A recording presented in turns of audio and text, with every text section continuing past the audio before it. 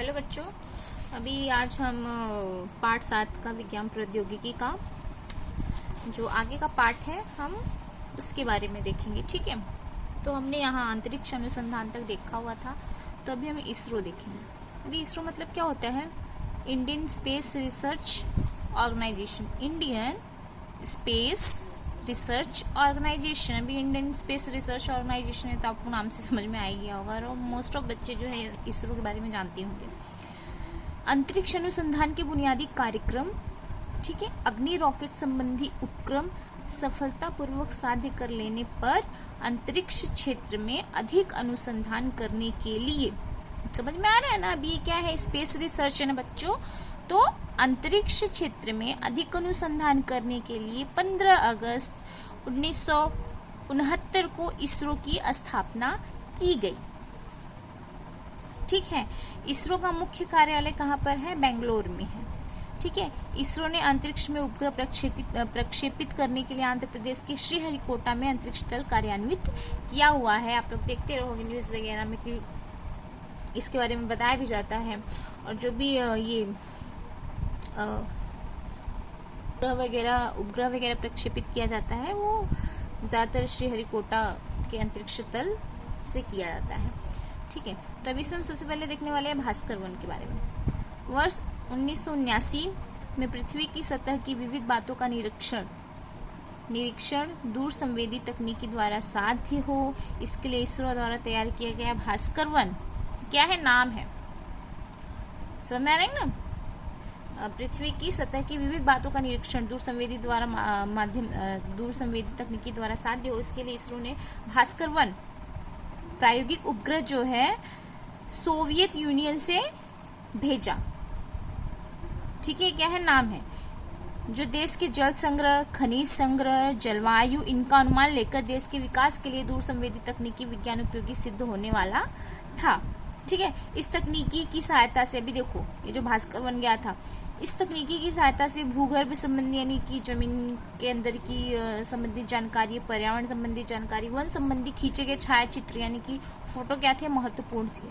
ठीक है, इस उपग्रह के माध्यम से प्राप्त जानकारी का उपयोग समुद्र विज्ञान, ओशनोग्राफी में भी हुआ। और वर्ष 1981 में भास्कर 29 यह भी जो है सोवियत यूनियन से भेजा गया। अभी ये सारे क्या है? उपग्रह है। ठीक है, अब इनको क्या किया जाता है? भेजा जाता है। अभी हमको सारी जानकारी देखो घर पे बैठे बैठे मिल जाती है ना? हम घर पे बैठे बैठे सब देख लेते हैं, समुद्र के अंदर की जानकारी मिल जाती है और हमें पता चलता है कि आसमान में क्या है। मतलब देखा जाए तो हर एक चीज की जानकारियां हमको घर पे बैठे बैठे मिल जाती है, हम देख पाते हैं, समझ पाते हैं। तो किसके द्वारा पॉसिबल होता है? यही सब उपग्रह वगैरह के माध्यम से ही चीजें जो है वो हमें पता चलती है। तो भास्कर 1 भास्कर 29 क्या है? नाम है। अभी क्या है? एपल। इसरो द्वारा पूर्णतः भारत में बनाया गया भारत का पहला दूरसंचार उपग्रह। ध्यान देना, पहला दूरसंचार उपग्रह कौन सा है? एपल 19 जून 1981 को फ्रेंच गियाना से भेजा गया था। ठीक है, एपल के कारण शिक्षा के क्षेत्र में सहायता मिली और आपातकालीन दूरसंचार सेवा की पूर्ति का भी उद्देश्य जो है इसके माध्यम से पूरा हुआ। ये भी क्या है? नाम है। नेक्स्ट क्या है? INSAT, Indian national satellite. अभी देखो बच्चों, मैं ये सब ज्यादा डिटेल में नहीं बता रही हूँ क्योंकि मोस्टली ये सब चीजों के बारे में ज्यादातर आप जानते ही हैं। अभी सैटेलाइट का यूज वगैरह क्या होता है, अंतरिक्ष क्या है, ये सब चीज आपको पता ही है। ये भास्कर 1 भास्कर 29 एपल, ये सारे उपग्रह के नाम है। अभी इंडियन इनसेट हम देखते हैं, इंडियन नेशनल सैटेलाइट। 1983 में इनसेट 1B उपग्रह का सफलतापूर्वक प्रक्षेपण हुआ।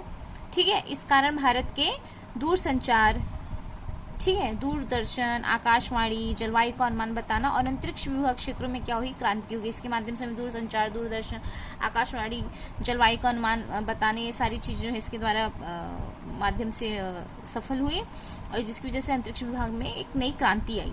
इनसेट के कारण देश भर के 207 आकाशवाणी केंद्र एक दूसरे से जोड़ना क्या हो गया? संभव हो गया। इस प्रणाली का उपयोग आपातग्रस्त की खोज, बचाव, जलवायु का पूर्वानुमान लगाना, है ना? आप लोग देखते रहोगे कि बताते हैं कि कब बारिश, मतलब जलवायु का पूर्वानुमान लगाने यानी कि हमें पता चल जाता है कि जो साइंटिस्ट रहते हैं बताते हैं कि कब क्या होने वाला है ना? कब आपको पता चल जाता है कि इतने टाइम में बारिश होने वाली है, यहाँ पे बारिश होने वाली है, यहाँ पे तूफान आने वाला है। तो ये सारी चीजें हो सकती है, हमारे सैटेलाइट के माध्यम से पॉसिबल हो सकती है ना। तूफान की खोज, समीक्षा करना टेलीमेडिसिन और शैक्षिक संस्थाओं को हो रहा है। ठीक है, आप कोई भी चीज देखो घर पे बैठे बैठे आप मंगाते हो, ठीक है, तो जिसकी वजह से इनसेट प्रणाली की टेलीमेडिसिन सेवा के कारण ग्रामीण व दुर्गम भागों की जनता को विशेषज्ञ डॉक्टरों की सलाह तथा औषधोपचार सहज ही उपलब्ध हो सकते हैं। यानी कि घर पे बैठे बैठे ही आपको सब कुछ मिल जा रहा है ना, आपको वहां पे जाने की जरूरत नहीं पड़ रही है। ग्रामीण छोटे गांव के स्वास्थ्य केंद्रों को बड़े शहरों के सुपर स्पेशलिटी सेवा वाले रुग्णालय यानी कि हॉस्पिटल्स के साथ इनसेट द्वारा जोड़ा गया है ना। इनसेट क्या है? उपग्रह, मतलब ये सैटेलाइट है। अभी सैटेलाइट के माध्यम से सारी चीजें पॉसिबल हो पा रही हैं। ठीक है, सैटेलाइट के बारे में आपको पता ही है। प्रौद्योगिकी की प्रगति, रेल इंजन निर्माण करने वाला चितरंजन लोकोमोटिव वर्कर्स कारखाना बंगाल के बड़दवान जिले के चितरंजन में स्थापित किया गया। ठीक है, इस कारखाने में वाष्प इंजन, डीजल, विद्युत इंजन का निर्माण किया गया। ठीक है बच्चों, वाराणसी के डीजल लोकोमोटिव वर्कर्स में प्रथम डीजल इंजन का निर्माण किया गया। यहीं से श्रीलंका, बांग्लादेश, तंजानिया, वियतनाम में इंजनों का निर्यात शुरू हुआ, जिसकी वजह से क्या हुआ? निर्यात शुरू होने की वजह से जो है एक टेक्नोलॉजी है ना, प्रौद्योगिकी में एक नई उछाल आया, एक नया रूप जो है निखर कर सामने आया। ठीक है, अभी नेक्स्ट है टेलेक्स सेवा। अभी हम इसमें क्या देख रहे हैं, किस तरह से हमारी जो नई नई टेक्नोलॉजी है आगे बढ़ रही है और सारी क्षेत्रों में नई क्रांतियां शुरू हो रही हैं। ठीक है, टेलेक्स सेवा देश के एक भाग से दूसरे भाग में शीघ्र गति से टंक मुद्रित स्वरूप में संदेश वहन करने वाली टेलेक्स सेवा 1963 में केंद्रीय दूरसंचार मंत्रालय ने आरंभ की। ठीक है, अभी ये टेलेक्स सेवा वगैरह क्या होता है? ये यही सब आप जो यूज करते हो, आपका टेलीफोन वगैरह हो गया या फैक्स वगैरह आप करते हो।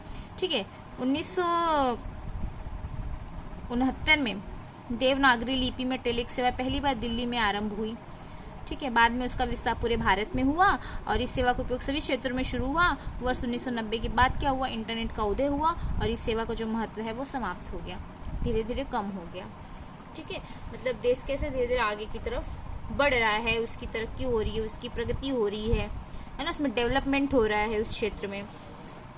उपग्रही दूरसंचार केंद्र है ना, कृत्रिम उपग्रह की सहायता से देश के अंतर्गत दूरसंचार यानी सैटेलाइट कम्युनिकेशन, दूरसंचार जो हम बात करते हैं, कम्युनिकेट करते हैं, संभव हो इसके लिए उपग्रह पर संदेश भेजने के लिए तथा उपग्रह से संदेश ग्रहण करने के लिए देश के अंतर्गत यानी कि देशांतर्गत डोमेस्टिक उपग्रह दूरसंचार भूकेंद्र 1967 में अहमदाबाद के निकट जोधपुर टेकरा में खड़ा किया गया। इसके कारण भारतीय वैज्ञानिकों तथा जो तकनीशियंस थे को ये तकनीशियनों को भूकेंद्र खड़ा करने और उसकी कार्य प्रणाली का देशांतर का प्रशिक्षण देना, ट्रेनिंग्स वगैरह देना संभव हो पाया, सुलभ हो पाया। और वर्ष 1970 में पुणे के पास आरवी में अंतर्देशीय दूरसंचार सेवा के लिए सुसज्जित भूकेंद्र खड़ा किया गया। अभी देखो इसमें क्या है कि दूरसंचार केंद्र यानी कि सैटेलाइट कम्युनिकेशन, एक दूसरे से बात करना, एक दूसरे तक अपनी बात जो है पहुंचा सकना। ठीक है, अभी आप देखते हो कि सभी जो नेटवर्क्स वगैरह के थ्रू ही ये जो कम्युनिकेशन जो है वो हो पाता है। समझ में आ रही कि नहीं? तो उपग्रही दूरसंचार भूकेंद्र जो है 1967 में अहमदाबाद के निकट जोधपुर टेकरा में खड़ा किया गया। इसकी वजह से वैज्ञानिक और तकनीशियंस को भूकेंद्र खड़ा करने और उसकी कार्य प्रणाली का प्रशिक्षण देना क्या हो गया? सुलभ हो गया। और 1970 में पुणे के पास आरवी में अंतर्देशीय दूरसंचार सेवा के लिए भी सुसज्जित भूकेंद्र खड़ा किया गया, यानी नेटवर्क की सुविधाएं दी गई जिसकी वजह से एक दूसरे से कम्युनिकेट करना संभव हो पाया। नेक्स्ट क्या है? Pin code. 15 अगस्त 1972 से भारतीय डाक व तार विभाग ने देश में 6 अंकी पोस्टल इंडेक्स कोड पद्धति शुरू की है ना। आप लोग देखते हो पिन कोड हमारा कैसे रहता है? 6 नंबर का रहता है। जैसे हमारा है, अगर हम कल्याणिस्ट की बात करें तो 421306 है ना, ये क्या है? हमारा पिन कोड नंबर है। तो कितना है? 1 2 3 4 5 6, 6 नंबर का ही है। इस वजह से डाक वितरण की कार्य क्षमता बढ़ाना इसका उद्देश्य था। इस पद्धति में देश को 9 भागों में विभाजित किया गया। पिन कोड का पहला क्रमांक मुख्य विभाग को दर्शाता है। ठीक है, आप ये राज्य हो गया। ठीक है, दूसरा क्रमांक उप विभाग यानी कि जिला हो गया और बाकी तीसरा क्रमांक जो है उप विभाग का प्रमुख बांटने वाला जिला। तो शेष 3 क्रमांक जो है स्थानीय डाकघर सुनिश्चित करते हैं। जैसे महाराष्ट्र के लिए 40, 41, 42, 43, 44 ये पहले 2 अंक है, तो इससे पता चल जाता है ये अंक से कि ये जो है कहाँ का है, महाराष्ट्र का है। जैसे हमारा देखो पहले क्या आ रहा है, 42 आ रहा है ना। 1986 में डाक को शीघ्र गति से पहुंचाने के लिए स्पीड पोस्ट की सेवाएं भी शुरू की है, ताकि कम से कम समय में जो है जो भी पोस्ट है सेवा जो है उपलब्ध हो सके। ISD international subscriber dialled telephone service, international subscriber dialled telephone service. ठीक है बच्चों, वर्ष 1972 में मुंबई में ओवरसीज कम्युनिकेशन सर्विस की स्थापना कर अंतर्राष्ट्रीय दूरसंचार सेवा की व्यवस्था करने का काम जो है वो शुरू किया गया। ठीक है, अंतर्राष्ट्रीय दूरसंचार सेवा भी क्या है, ISD है ना, international subscriber dial telephone service, ISD यानी कि अंतर्राष्ट्रीय दूरसंचार सेवा, ठीक है, की व्यवस्था करने का काम शुरू किया गया। पहला जो था 1976 में मुंबई और लंदन इन दो शहरों के बीच में सीधे दूरध्वनि संपर्क साधने वाली ISD सेवा जो है वो प्रारंभ हुई। फिर दूरध्वनि की तरह टेलेक्स, टेलीप्रिंटर, रेडियो, छायाचित्र जैसी सेवाएं भी शुरू की गई। BSNL ने इस क्षेत्र में और बड़ी छलांग लगाई। BSNL यानी क्या है, यहाँ पे देखो दिया गया है, विदेश संचार निगम लिमिटेड, BSNL का फुल फॉर्म, ने इस क्षेत्र में और बड़ी छलांग लगाई। उससे पूर्व बड़े शहरों की दूरसंचार सेवा के लिए महानगर टेलीफोन निगम लिमिटेड स्थापना की गई सार्वजनिक कंपनी थी जो कि, ठीक है, जैसे BSNL हो गया, VSNL हो गया, MTNL हो गया, आप लोग नाम सुने ही हो। हाँ, 1990 के दशक में BSNL ने भारत में इंटरनेट सेवा प्रदान करने वाली प्रमुख कंपनी के रूप में स्थान पा लिया था और इस क्षेत्र में सैम प्रीतोदा का योगदान महत्वपूर्ण था। अभी बच्चों जो सैम प्रीतोदा थे ना, इनको सूचना क्रांति का जनक भी कहा जाता है, क्योंकि इन्होंने बहुत काम किए ये दूरसंचार क्षेत्र में अनुसंधान करने के लिए इन्होंने बहुत काम किए। इन्होंने ये C.DOT की स्थापना की। इसका मतलब होता है कि centre for development television text की स्थापना की। ठीक है, इसलिए जो है इनका नाम जो है इस क्षेत्र में आता है। नेक्स्ट क्या है, मोबाइल के बारे में तो आप सबको पता है। ठीक है बच्चे, ये सारे जो टॉपिक है ना बहुत ही ऐसा कॉमन है, ऐसा कुछ हार्ड नहीं है, कठिन नहीं है, इसलिए मैं ज़्यादा ऐसा डीप में जाके आपको नहीं बता रही हूँ। थोड़ा इजी तरीके से आप बस समझते चलो। अभी मोबाइल 22 अगस्त 1994 को भारत में मोबाइल सेवा आरंभ हुई। उस समय मोबाइल का हैंडसेट जो था 45,000 रुपए तथा कॉल दर प्रति मिनट 17 रुपए थी, है ना। वर्ष 1999 में इस क्षेत्र में अनेक निजी कंपनियां आई, जिसकी वजह से ये सेवा क्या होने लगी, सस्ती होने लगी। अभी आप लोग देखते हो कितनी सारी, इसमें भी कितनी सारी कंपनी है, अलग अलग कंपनी है ना। और अभी देखो कितना, कभी बहुत सारी कंपनी ऐसी है कि जो फ्री में आपको नेट प्रोवाइड करती है, फ्री में आप कॉल कर सकते हो। तो मतलब ये इसमें भी हर चीज में देखो तो एक कंपटीशन हो जाते हैं। तो अभी इसमें भी क्या हो गया, कंपटीशन हो गया है, समझ में आ रहा है कि नहीं। तभी तो इतनी सस्ती मोबाइल भी मिल जा रही है, उसमें सारी फैसिलिटीज भी है और आपको कॉल रेट भी कम है, या फिर फ्री में भी है, बहुत सारी नेट भी जो है फ्री में है। ठीक है, तो धीरे धीरे जैसे जैसे इसमें अनेक निजी कंपनियां आती गई, वैसे वैसे ये भी जो है, अभी तो आप देखोगे कोई कितना भी गरीब ही क्यों ना हो, सभी के पास जो है मोबाइल रहता ही रहता है ना। नेक्स्ट क्या है, BSNL। अभी भारत संचार निगम लिमिटेड, अभी आपने उसमें BSNL देखा था, वो क्या था, विदेश संचार निगम लिमिटेड। अभी ये क्या है, BSNL, भारत संचार निगम लिमिटेड। वर्ष 2000 में दूरसंचार विभाग की पुनर्रचना की गई। नीतिगत निर्णय की जिम्मेदारी दूरसंचार विभाग के पास रखते हुए ग्राहकों को प्रत्यक्ष सेवा प्रदान करने के लिए भारत संचार निगम लिमिटेड की स्थापना की गई। दूरध्वनि सेवा के साथ सेलुलर फोन, मोबाइल फोन मतलब इंटरनेट, ब्रॉडबैंड यानी ये नेट वगैरह की सेवाएं जो है उपलब्ध कराएगी BSNL के द्वारा। ठीक है ना बच्चों, को पता है BSNL वगैरह। अभी ONGC यानी क्या, oil and natural gas commission. अभी ये देखिए ONGC खनिज तेल तथा प्राकृतिक गैस भंडारों की खोज। देखो ऑयल एंड नेचुरल गैस, ठीक है ना। तो अभी क्या है, ऑयल एंड नेचुरल, ONGC आएगा तो क्या है, अगर आपको फुल फॉर्म पता है तो आपको ये भी पता चल जाएगा कि वो चीज है क्या, मतलब क्या है वो, है ना। जैसे ऑयल एंड नेचुरल गैस भंडारों की खोज करना, उसके उत्पादन को बढ़ाना। इसलिए वर्ष 1956 में खनिज तेल एवं प्राकृतिक गैस आयोग, ठीक है, अर्थात ओएनजीसी की क्या हुई, स्थापना हुई। समझ में आ रहा है ना बच्चों। असम राज्य के दिग्बोई के बाद गुजरात के अंकलेश्वर परिसर में खनिज तेल के भंडार मिले। आगे चलकर गुजरात के खंबात की खाड़ी में खनिज तेल तथा प्राकृतिक गैस के भंडार मिले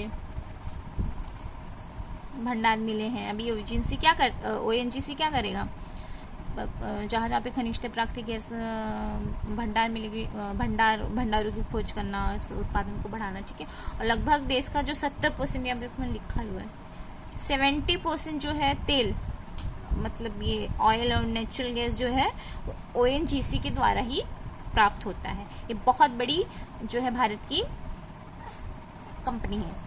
खनिज तेल प्राकृतिक गैस आयोग ने वर्ष 1974 में सागर सम्राट की ड्रिल शिप द्वारा बॉम्बे हाई परिसर में रूस अनुसंधानकर्ताओं की सहायता से तेल कुओं की खोदाई आरंभ की।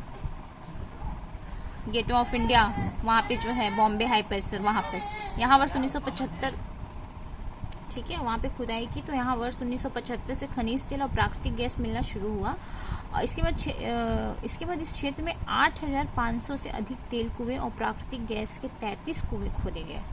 कितना, 8,500 तेल कुएं और प्राकृतिक गैस के कितने, 33 कुएं खोदे गए। इस कारण भारत के खनिज तेलों के कुल उत्पादन में इस क्षेत्र का हिस्सा सिर्फ 38% तक पहुंच गया। टोटल मैंने क्या बोला, ओवरऑल 70% जो है ये इसी से भरपाई हो जा रही है, और उसमें 38% ये बॉम्बे हाई परिसर के क्षेत्र से, ठीक है। तो इस तरह से देश के खनिज तेलों की कुल आवश्यकता में से 14% जो है आवश्यकता इस क्षेत्र से ही पूरी हो जाती है। समझ में आ रहा है कि, ठीक है। नेक्स्ट देखेंगे रेल और प्रौद्योगिकी। आधुनिक भारत के इतिहास में रेल द्वारा अंगीकार किए गए प्रौद्योगिकी का बहुत बड़ा योगदान है। और आज आप देख ही रहे हैं कि किस तरह से हमारे रेल टेक्नोलॉजी किस तरह से आगे बढ़ रही है। रेल यात्रा की आरक्षण व्यवस्था में कार्यक्षमता, अचूकता, सूत्रबद्धता आए। इस दृष्टि से 1984 में दिल्ली में सबसे पहले संगणीकृत आरक्षण व्यवस्था आरंभ की गई। इसी वर्ष कोलकाता में मेट्रो रेल भी शुरू हुई है। अभी तो आपको पता ही चल रहा होगा कि किस तरह से हमारे रेलवे वाली जो टेक्नोलॉजी है आगे बढ़ रही है। किस मेट्रो रेल हो गया, मोनो रेल हो गया, है ना। इस तरह से अलग अलग रेल भी निकल रही है। बुलेट ट्रेन भी निकलने वाली है, ठीक है। साथ ही साथ अभी हम देखते हो कि सारी चीज़ें संगणीकृत होने की वजह से सब जो है कंप्यूटराइज्ड हो रही है। तो किसी को किसी भी तरह की दिक्कत यहाँ पे ना हो, इसकी वजह से जो है हर क्षेत्र में कोशिश की जा रही है। इस प्रकार भारत ने विज्ञान और टेक्नोलॉजी के क्षेत्र में लगातार उन्नति ही की है। नए नए शोध कार्य शुरू हुए हैं, कर रही है। और भारत 21वीं शताब्दी का एक महत्वपूर्ण देश है ना। भारत ने प्रौद्योगिकी का उपयोग विश्व में शांति निर्माण करने के लिए ही किया है। अभी आपने देखा, इस पार्ट में क्या देखा कि किस तरह से अलग अलग क्षेत्रों में भारत जो है प्रगति कर रहा है, लेकिन सब उसका मेन उद्देश्य क्या है कि विश्व में शांति बनाए रखना, ठीक है। अभी जैसे कि हमने देखा, हमने परमाणु परीक्षण कर लिया, तो इसका मतलब ये नहीं कि हम जाके ऐसे ही कुछ ऐसा काम करेंगे जिससे कुछ नुकसान होगा। तो ऐसा कुछ नहीं है। जो भी हमारे देश में जिस भी चीज़ को लेकर डेवलपमेंट हो रहा है, विकास हो रहा है, प्रगति हो रही है, उन्नति हो रही है, तो इसका उद्देश्य क्या है कि पहली बात तो देश का विकास हो, दूसरा ये है कि कोई भी चीज़ से किसी को भी नुकसान ना हो, शांति बनी रहे। इसके लिए हमेशा भारत जो है प्रयत्नशील रहा है, ठीक है बच्चों। तो इसमें कुछ ज़्यादा वो था नहीं, इसलिए मैंने आपको बहुत ही शॉर्ट में और वैसे ही समझा लिया। आप आसानी से इसको समझ जाओगे, ठीक है। चलो।